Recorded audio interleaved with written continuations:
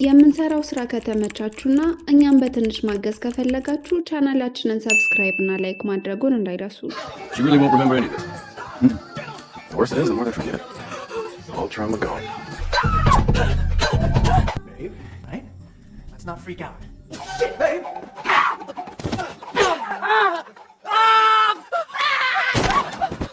I, Slater King, would like to formally apologize for my behavior. I've sought therapy and I'm going to take a leave of absence. ሲጀመር አንድ ፍሪዳ የምትባል ልጅ እንተዋወቃለን።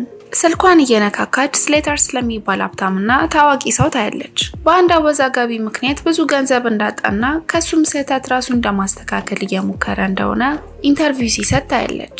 ፍሪዳና ጓደኛዋ ጄስ እንዳስተናጋጅ ነው የሚሰሩት። አንድ ቀን የስሌተር ካምፓኒ የራት ፕሮግራም ያዘጋጃል። እሱም ላይ አስተናጋጅ ሆነው ይቀጠራሉ። አስተናግደው ከጨረሱ በኋላ ታዳሚ ለመምሰል ልብሳቸውን ይቀይሩና ይገባሉ። ከዛም ሪታ ወደ ውስጥ ስትገባ ያረገችው ጫማ ሂል ስለነበር ትወድቃለች። ከዛም ስሌተር ያያትና ያነሳታል። ያልተሰበረውን ሂል ይሰብረውና መራመድ ትችላለች። ከዛም ማውራት ይጀምራሉ። ብዙ ሀብታም ጓደኞቹ ጋር ያስተዋውቃታል። ከዛም አንድ ፓሪ እንዳዘጋጀና የራሷ አይስላንድ ላይ እንደሆነ መምጣት ከፈለገች ይጠይቃታል። በጣም ደስ ብሏት ከጓደኛዋ ጋር ይሄዳሉ።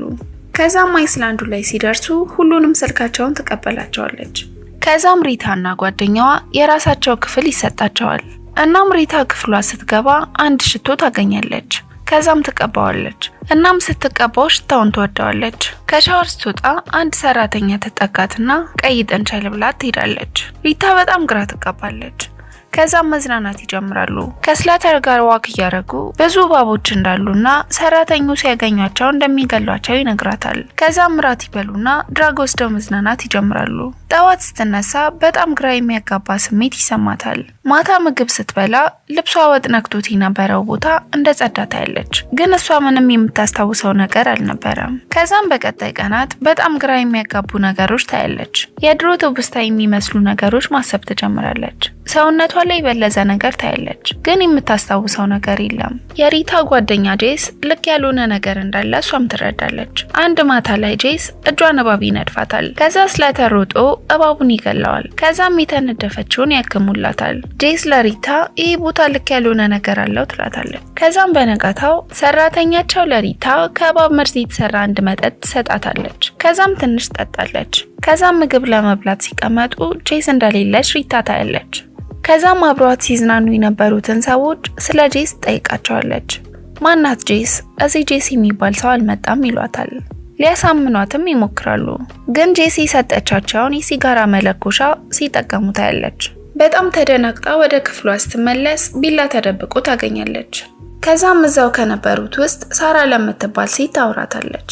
እሷም ተመሳሳይ ስሜት እየተሰማት እንደሆነ ትነግራታለች። ከዛም ለመመርመር ወደ ስሌተር ቢሮ ይገባሉ። ከዛም ስሌተር የሰጣቸውን ሽቶ ሲቀቡ ነገሮችን መርሳት እንደሚጀምሩ እና የእባቡ መርዝ ደግሞ የረሱትን እንዲያስታውሱ እንደሚረዳቸው ይረዳሉ። ከዛም እዛ የነበሩትን ሴቶች ይጠሯቸውና ውስጡ ምን እንዳለ ሳይነግሯቸው የእባቡን መርዝ አንድ ላይ ይጠጣሉ።